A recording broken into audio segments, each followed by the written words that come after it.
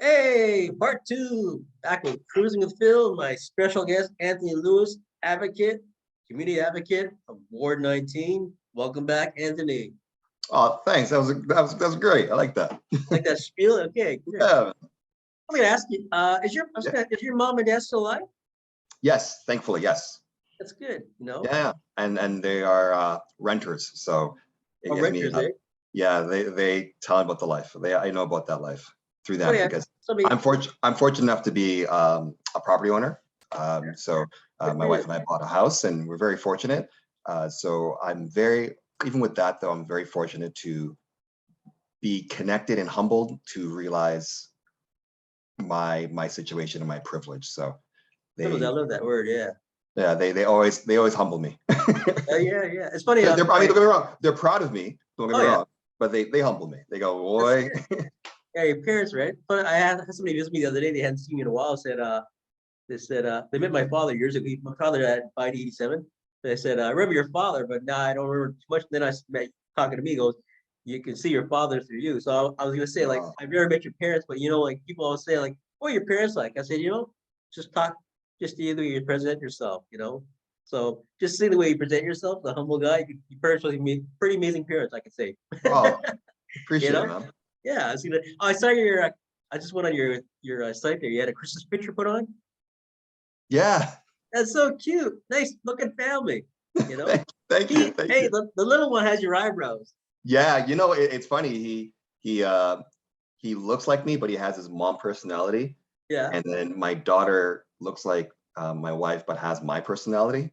So Okay. That's so it's a cute. very cool mix. I love babe eyebrows of babe. Like all my nephews when they're babies, they have these like eyebrows. They look like little hot, like little airbrushes or highliners or whatever. Yeah. So that's my thing. They're so cute. You know. I mean, that's nice picture. Are you gonna? Is it in like you put in a frame or whatever? Yeah, I'm thinking about that. Yeah, we might put him on Christmas cards this year. Who's the guy in the front there? Oh, he was like I guess the old school has like a Santa that comes over I think every year, and we just figured, hey, it's in the neighborhood, we might as well give it a shot, right? It's better than the alternative, like going to like a mall. Like I'm done with the mall Santa, and it was a great thing that was happening in the neighborhood, and I was like, yeah, let's check out. I'm gonna be politically incorrect, but you know what? It's the first time I've seen a black Santa in years. There, They're around. I said, my cousin has a black Santa's mall. Yeah. He was his son system. He says, "Look, Daddy, Santa got stuck in the chute." But you know what? To be honest, like it was really cool in terms of representation for my kids, and I think just it's amazing. Yeah, just I seeing think their eyes light up, and they were like, "Wow, like this is Santa," and it's like they were really receptive to it. It was really awesome, and it was great also for the event to be held, and just seeing everybody from like all sorts of walks of life just lining up, and I think it, they identify more with a color, a Santa of different color or ethnic background. yeah, More in tune with that. Every mall you go, there's all white Santas, right? yeah, absolutely, And it's nice to see a nice change, right? absolutely, absolutely. Yeah, also different colored Santas when I'm around the world. Yeah, They go like but yeah, like it's just seeing the look in their eyes, it was like, okay, this is cool.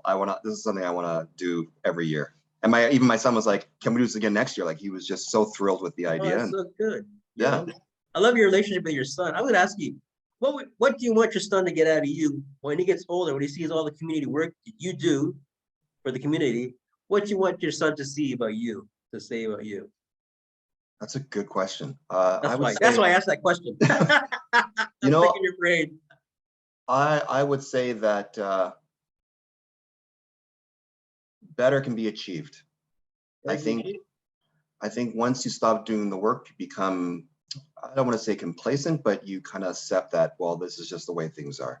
Yeah. And with all the progress that's been made in the world, it's been made by people who just went out there and put the work, and they inspired the next generation. So if I can at least inspire my son or someone in the neighborhood that sees me, my job is complete.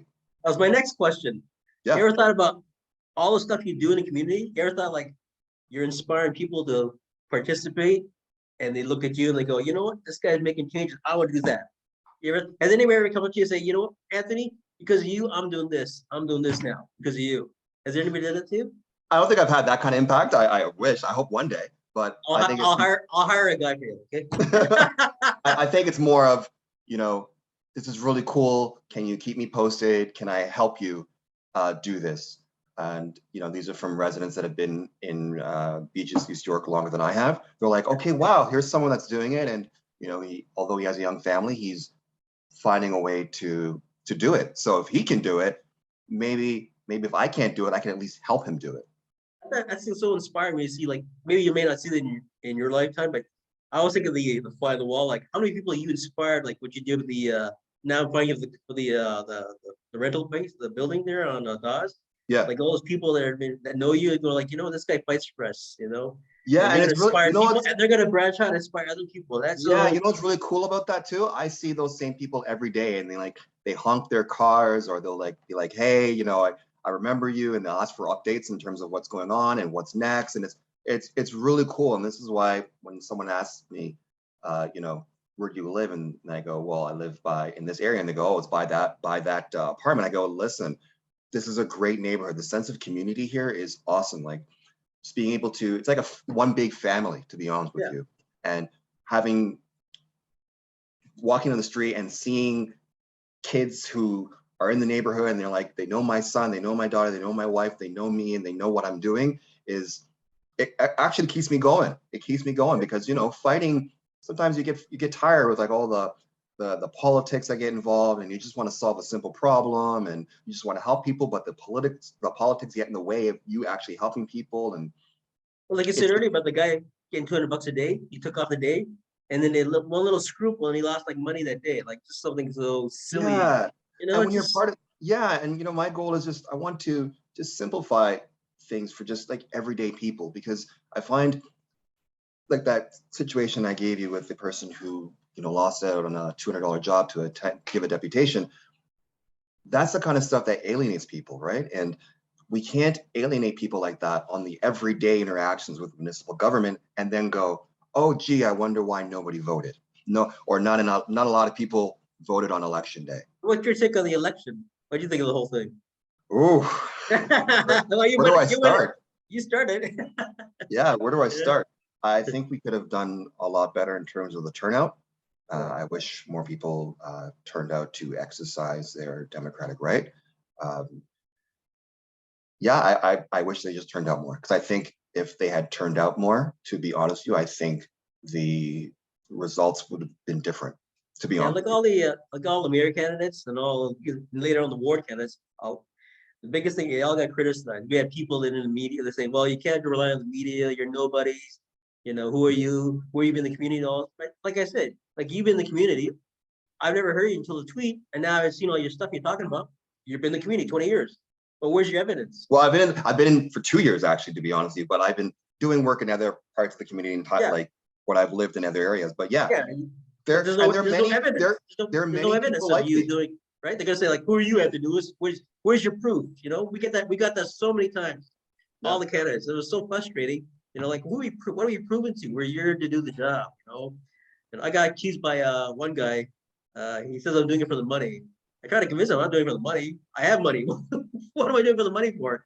But I couldn't Yeah, convince the guy because all you candidates are all for the money. You're all for the perks. And he told me all these perks. I didn't know half the perks existed. Like, oh really? Okay, I'm doing it for the money. yeah. But I was gonna go tell a guy of my story, a bit of it. I said, I was studying to be a priest years ago, right? Okay. And years ago, first thing you do when you study to be a priest is you give up all your worldly possessions. Hmm. So I gave up make a story short, I gave up my apartment, I got everything to Salvation Army, I got rid of everything, I let go of everything. And then people ask, do you miss it? I go, I miss the memory of having it, not having it anymore, but just miss the memory of having it. So I was going to tell this guy my story, but he just was adamant that you're just for the money, just for the money. You couldn't convince the guy. He said, Yeah, you're all alike. I said, well, you know what? I'm not.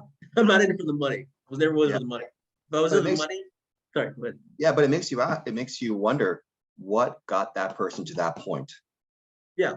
There must have been something that alienated him, that left a mark on him to make that comment, right? And I I think, made him all the candidates are like that. They're all like they're all. And he says, Phil, I never seen, but you're just like the rest of them. I said, no, I didn't tell my story like about the priest and all about giving it up. But I've given it all. I give everything. I gave my car.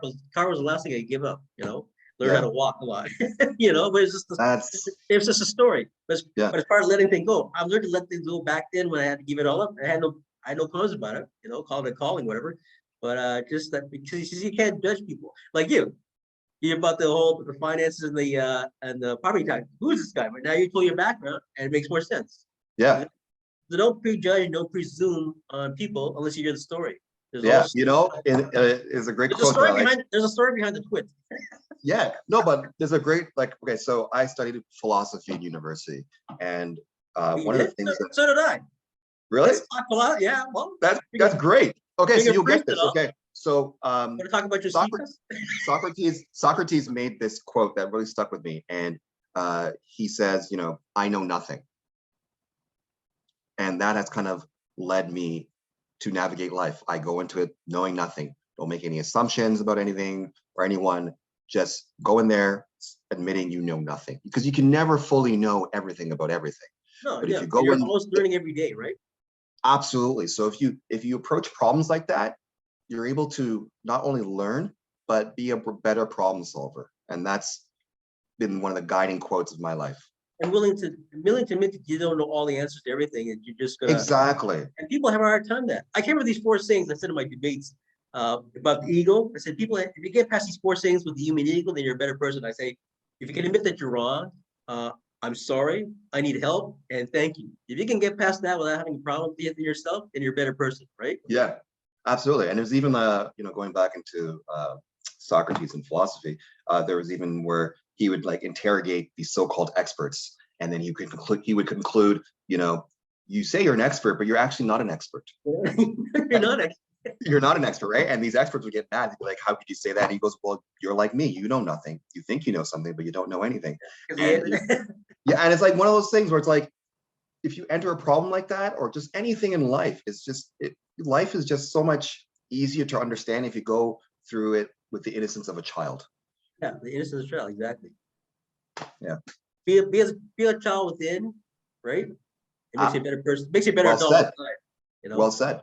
Like Josephus, Philo, Socrates, Plato, I studied them all. Okay.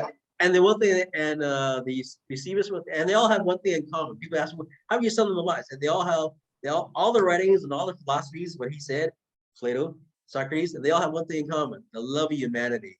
Mm. And that's the thing that's what drives them. They love humanity. I learned something new about you today, man. You did? What did you learn? You're a philosophy guy. I try to be. That's awesome. I try not to philosophize. I'll talk with you because you're humble. But if you talk to some people, they get really on the airs, you know. Like, Of course. I'm a Catholic. My biggest plea is don't call me the Bible 24 hours a day. I can't stand it. Mm. Especially when they start using scripture as a weapon to defend themselves or actions, you know? Yeah. Like I'll give you an example. This is going back years ago, like the evangelist, Jerry Mm. Falwell. When he remember he said years ago, do you remember this? I don't know how old you are, I'm 59. But years ago, I was a kid growing up, he said, AIDS is God's answer to homosexuals. Do you remember that? I remember. Yeah. And as a kid growing up, right, before coming out of the closet, that deterred me from going to church and everything. That comment affected millions of people.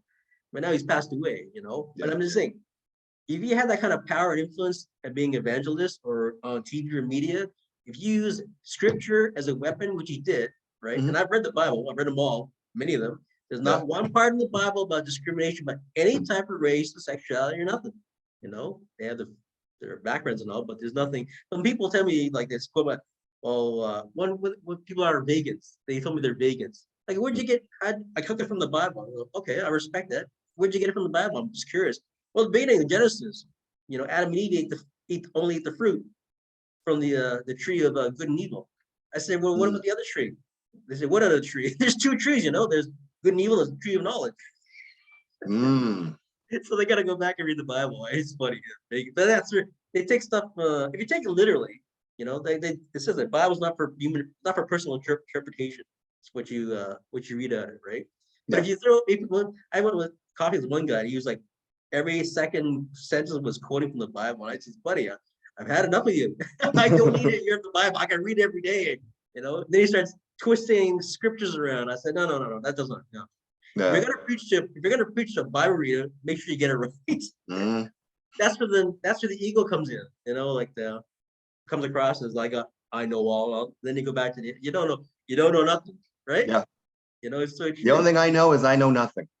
I know nothing now. Like every day you wake up. I told my nephews, nieces, wake up, always go out there and say, who can you help that day? What can you do from your heart? And what can you learn that day? Like I'm learning every day. You Yeah, gotta learn every day. If you come absolutely. across, you probably seen like, the people have all the answers to everything, they tell you, well, Anthony, you didn't do this because I know exactly what's going on, but you did. And you say, okay, even though I was there by myself, before me what's going on, you were never there. Amazing. How did you know that? Just Hmm. because the ego is so high, they just can't come down for disappointment. And thinking, bringing it down a level means you're like thinking people, this paranoia people are going to view as being a less of a person because you don't know all the answers. It's Agreed. not Agreed. true. That's true. When I tweeted you as I come on for an interview, you said, I'll be humble. I'd be honored. I said, really? You're honored? Really? Who me? I'm a nobody according to the election. Hey, No, I'm those, just quoting the election guys. Yeah. yeah, But yeah, yeah. so back to the election. How did you find the low turnout and what else? What else do you think affected the whole thing? Besides the low turnout, and why was there such a low turnout? We all know because of the lack of interest, right? Yeah, I think I think it's complicated actually. I could be, people cited election fatigue, people have cited a lack of interest. Uh, it could be a lot. I mean, that's more suited for like political scientists than myself. Yeah. I just know that people didn't show up either because they didn't know it was an election, or they don't understand or know how municipal politics influences like the everyday of your life. Has anybody ever asked you to run for council I've besides me? I've had people, but you know what? The thing with me is I really like my privacy. Yeah. I'm a very private person, and I find that putting myself out there is, I'm not that type of person. I'm pretty introverted, Yeah. surprisingly. And yeah, it's not in my head. That's just not me. I can like go in the background and give people advice and stuff like that. But as it is right now, if you're asking me this today, I would say no, it's just not something. Yeah. But so unfortunate, like guys like you and women out there, other men out there, right in the city, that can be such like making such differences with your attitude and your way of viewing things. And it's such a Yeah, but you shame. know what? Here's Not the putting thing the pressure though. on it, but it's just such a shame that they turn off of the getting involved in the city politics and the whole rigmarole. Like you see what goes up the past, they go, it's a turn off for a lot of people. But I say, you know what? Absolutely. Like you said, like you said earlier, don't be turned off by anything. Keep going Hmm. on. And Yeah, I think a lot of people decide the same thing because they say, okay, I'm well intended, but politics has a way of taking people that mean well and just oh yeah, like I saw, tearing them apart. oh yeah, well, look at all the tweets about look at some of the candidates, like the one on Lily Cheng there. She got attacked because she wrote an article about the racism, right?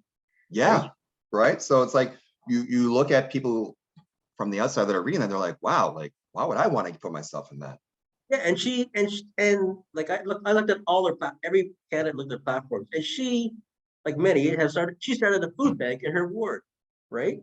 And she started a women's group, I think for mothers. I can't remember what it was, but anyways, Right. she expanded that. And I said, that's amazing. But she wrote that in her article about stuff she's done in her background, right? Hmm. And then she got attacked by reporters, thinking she's with her. And then the worst thing was an incumbent attacked her and said, basically, and it's funny, she got elected now. He's in there too with her. He Yeah. said, basically, you hurt yourself, Lily Chang. Nobody hurt you, but you hurt by writing that article, you hurt yourself. I go, why would you talk like that? Hmm. I mean, she made a good point. It's true. I Yeah. mean, now she got, I voted for her. She got it. She got it. She's now there working with this guy that, made comments about her. But I'm just saying, that's just one example of the amount of criticism that a lot of the ward candidates have, you know? Yeah. And it's unfortunate. And I right after the election, I was like asking a lot of them, "Are you gonna run again? Are you gonna run it? Don't give up. Run again, right?" Some Yeah. have gone off the radar now, kind of quiet, but they all have Mhm. good platforms. And I said, in the years I've been in Toronto, first time I've ever seen so many candidates actually care for the city, not for ego or photo ops or little kudos and all that, but they actually care. They want to do stuff. Like I mean, Padavina. Mhm. Yeah.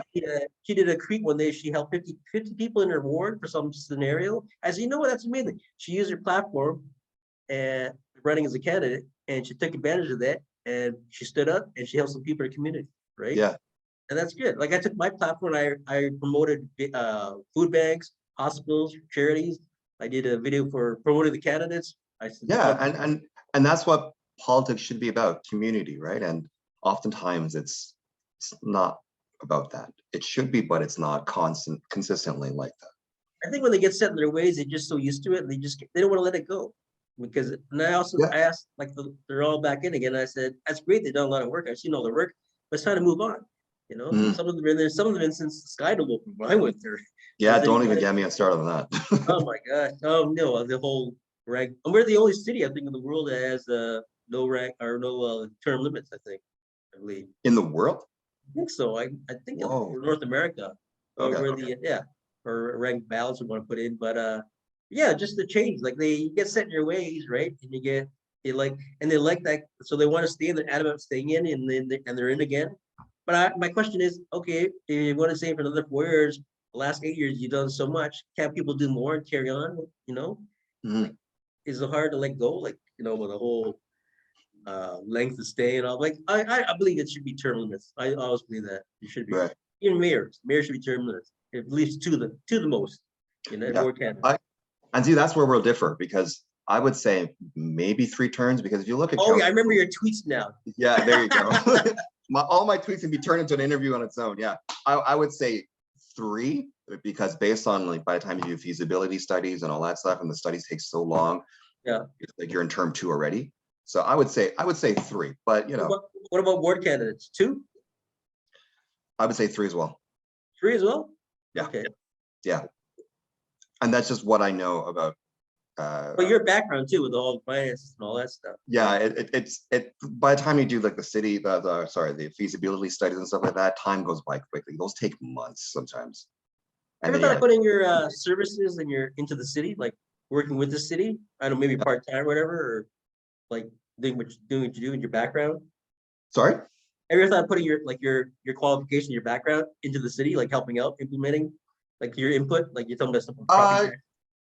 I like helping out in the community level in terms of like just around me, because I get to see it as it happens. There's no bureaucracy. It's literally, I want to help you. Here's how I'm going to help you, and I get to see the people saying, you know what, thank you, and you've made my life better, and now I know, and I'm more on that level at Yeah, this point. I saw pictures of you doing. There's a garden you're working on some here up in the Woodbine area.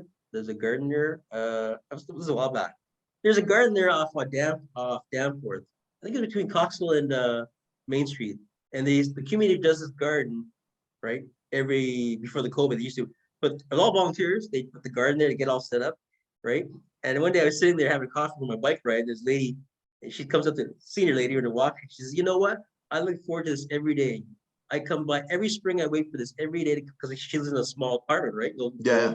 And there's no garden around her. So she comes here and she does her walk every day to see this garden and the flowers that grow all through the summer, the fall, and that's her thing. So I was saying that see these community people have just made such a good outcome on this lady, that she Mhm. looks for like over here, like this. There's a bunch of townhouses behind me. Yeah. There's one town, it's one. They're all like split levels. One's apart, one's low, and there's one family they decorate their little. It's a little space of a garden. It's not even like 10 feet, and they decorate it Mhm. every year. We decorate Christmas, New Year's, Valentine's, right? Oh And wow. actually, Okay. yeah. So when you're having a hard day, like you want to have long, and I used to drive because I go back ways past the town, and I'd see this, and I'd also like, this goes just like 16 years, right? So I Yeah. finally saw them there 3 weeks ago for the first time outside, right? So I stopped by and pulled the window down. I said, you know what? So I want to say thank you. I drove by your place almost every day for the last 16 years. And you know what? You lift up my spirit. When I had wrong days, I see your garden, what you do, all the work you do. I said, That's you know what? awesome. And they said, oh, they're all like, they're in tears, like, oh, no. I said, you make it you made a difference. You may not Yeah. realize it, but you made a difference. And I'm just one person. And that's just this That's implementation. awesome, man. Yeah, I think and they just, that's their little thing. They just decorate and they just, see, like we were talking earlier about inspiration and how you affect others. See how they Yeah. affect others. They put, like the lady, they put goodwill in people's hearts, Yeah. which I always say money is a lot, money's everything. And we, we talked about that can't replace a broken heart or a sincere heart, right? Well said. So like your daughter, your daughter's in the world, getting busy with all this, how old's your daughter now? 3. 3, yeah. Yeah, it's So a very fascinating age. yeah, I know, the inquisitive age, right? Yeah, And you gotta very be much. careful. You gotta be careful what you tell them, right? It really Yep.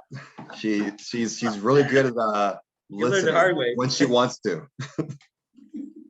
My niece, my sister's daughter, when they were 4 and 5, the two of them, one age apart, they watched The Godfather. They're living Pickering, the movie Yep. The Godfather. So they were stuck on the bed, they're watching it, and I'm the Godfather with my niece, right, and my nephew, my brother's kid. So one day they're watching, and the part of The Godfather, the Marlon Brando's talking with Yeah, this. yeah.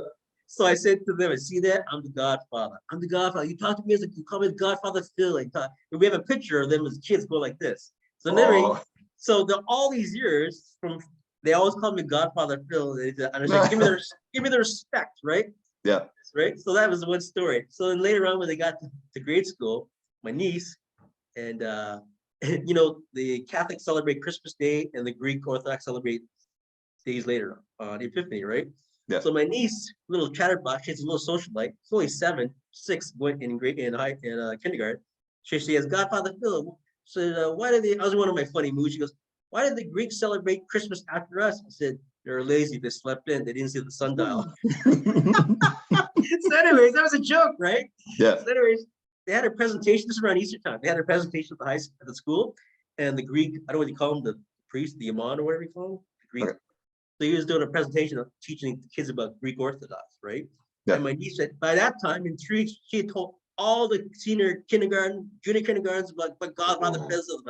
So they have it on video, right? Yeah. And the priest starts talking, and my niece thinks just, "I don't want to be a lazy Greek. Godfather Phil says people sleep in." So then she started crying, and all these kids started saying, "I don't want to be a lazy Greek. Oh, I don't want to be a Catholic anymore." So all these kids are crying in the audience. There's like 50. They're crying and they're blubbering. And the Greek priest says, and they're all going like, and they're doing the sign. She taught them the sign, and the priest goes, "Who is this Godfather Phil?" I got in trouble for that. So I would imagine. You got to be careful when you tell your nephews and nieces, right? It was a joke. 100%. But they have this thing on the news is about, has your kids ever embarrassed you during Christmas time? Have they ever said something funny that totally embarrassed you in public? Not yet. I haven't gotten to that point. I dread it because at this point it's like it's gonna happen soon. I'm sure. Just when at this point. I know, it's so funny. When I took my nephew one Christmas, maybe like 7 years old, they had the movie Aladdin came out back then. Yeah. He's in the lineup and he saw an Indian man with a turban, right? Mhm. And he's right in front of us. And he says, "Hey, look, Godfather Phil, there's the genie. He's got the turban on his head." Wow.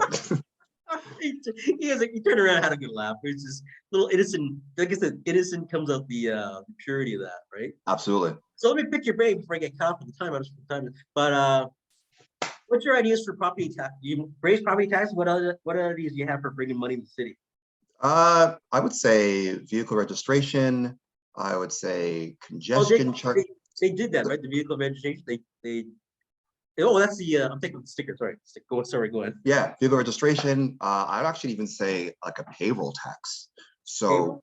yeah, so for those, let's say there are a lot of, if you look at Toronto, especially for, I guess you would say the public service sector, like the municipality government, a lot of people work in the city but don't live in the city. Okay, yeah. So what they do is, so a lot of them, they make like $100,000 plus, and they leave the city. They go as far as like, I know some of that went as far as Godrich. They go to Hamilton. Really? Wow. Yeah. Which is, I don't even know how that works, but they go very far. So my thing would be, okay, if you make a salary over a certain amount, you should be taxed, and you don't live in the city. If you live in the city, you're exempted from that tax. Mhm. But if you don't live in the city, you should have to pay some sort of tax because you are using the roads when you come here. You're making your money. You're taking your money outside of the city. So that's sorry. Matlow was talking. Sorry, Josh Matlow was talking about doing tolls on the highways. Yeah. Talked about years ago. Yeah. And then also a land value tax. So you tax the value of the land itself. It doesn't matter what kind of building is on it. It's centered upon the land. Yeah, those are just some of the many ideas. Like we do have the ideas. It's just a matter of implementing them. Right? Yeah, they're talking about now they want to do the vacancy tax. You're not on your Yeah, the vacancy tax is I see the effort, but I don't know about that, because I think it depends on the property owners basically being honest. Yeah. And isn't that like, I don't, that doesn't make any sense to me. You're relying on the people that you're going to be taxed or taxing to be honest in terms of, like they get buildings downtown that are empty because these foreign investors bought these houses and buildings and they've been sitting there for like right. years. And that's But what then they wanna do. there's no actual way to enforce those things, right? Like, Yeah, it'd be kind of hard, right? yeah, the city, I don't believe, has the resources to enforce those things. So then what happens then?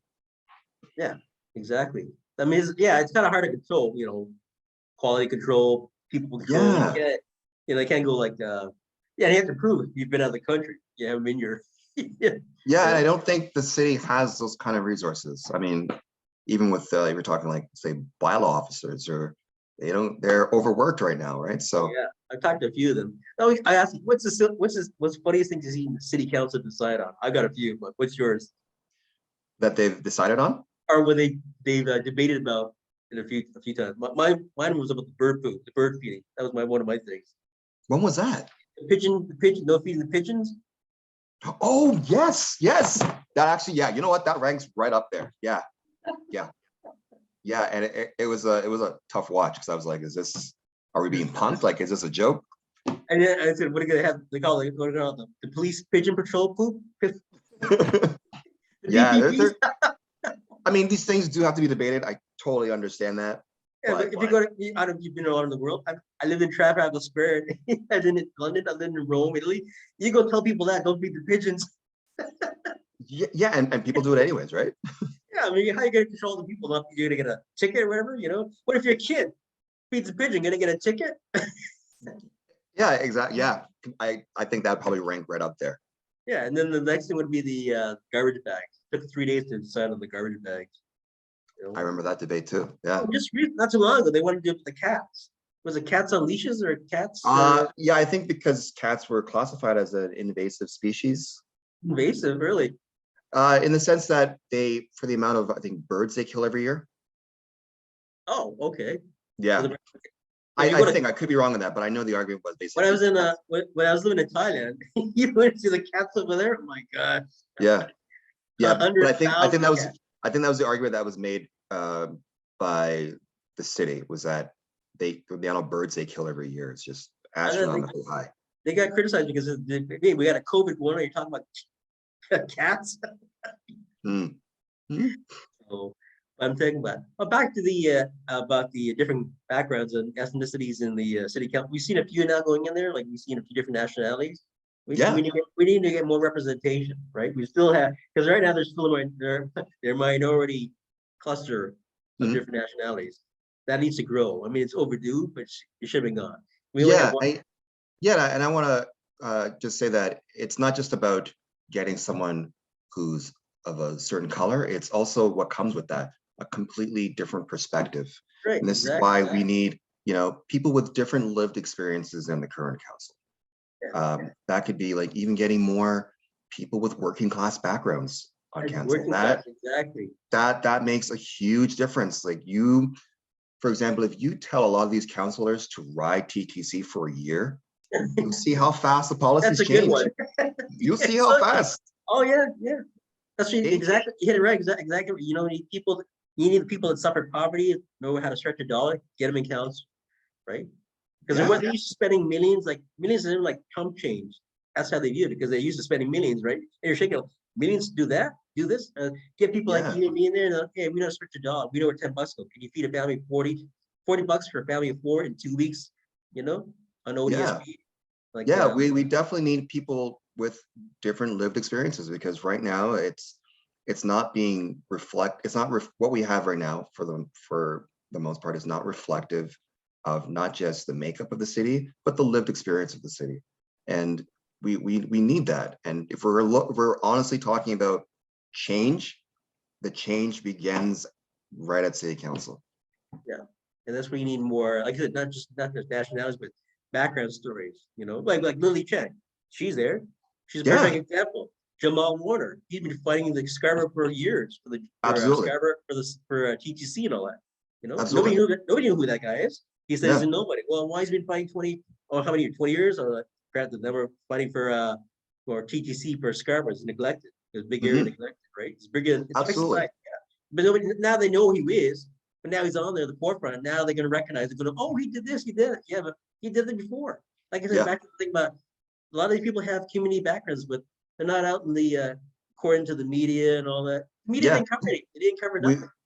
yeah, we need way more community leaders Oh to be yeah. represented on council. Because if we're going to make the argument that councilors are supposed to serve the community, there are councils out there who are not serving the community, and their community members who are telling us that they're not serving the community, and these community members are doing the work. They're putting in the work. They're hitting the Oh ground. yeah. They're talking to people. They know what's going. In some cases, they know what's going on in the community more than the elected representatives of the community. I always believe that. I always look for what's behind when they got the stand set up, the community. Like I just saw your picture, the market, your Yep. picture there, right?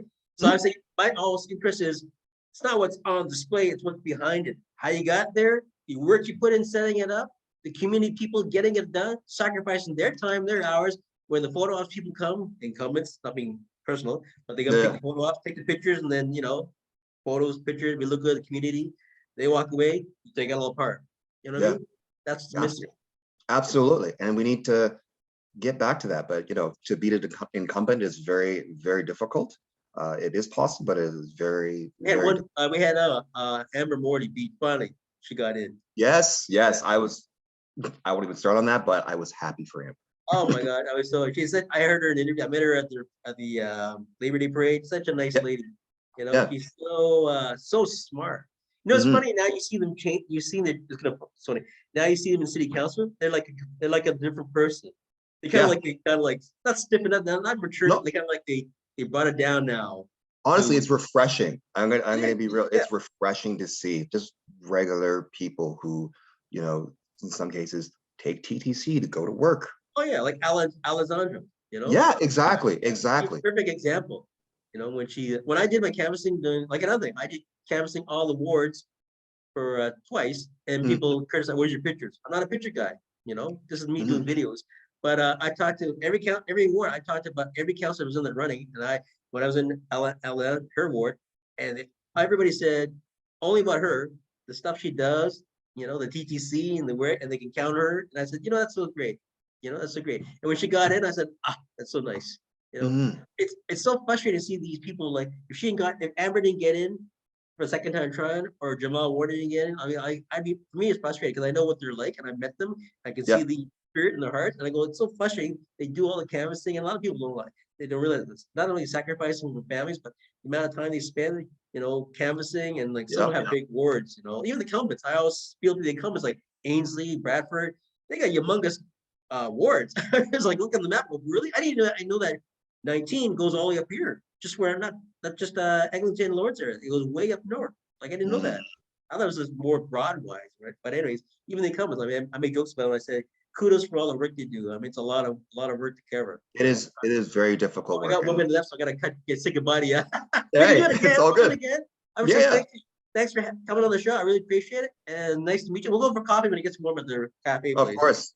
All And right. Thank you. I'll put on video there and you can watch it and I'll pass it over to you. So All nice to right. meet you finally in person. You're a great guy. You're a humble guy. And I Oh, think thank you. you got a really strong heart. And I hope you share it with a lot of people and learn from you. Much love, man. Thank you. Yeah, thank you, buddy. I'll talk to you after. I'll send the video to you. Yeah, sounds good. Okay. Have a good weekend. You too. Watch that snowstorm coming. Oh God, don't tell me about that. I don't want to hear about that right now. I'm staying in. Oh, I gotta get my kids to school tomorrow. Oh. I know. Say hi to your All right, family for me. take Okay. care. Take care.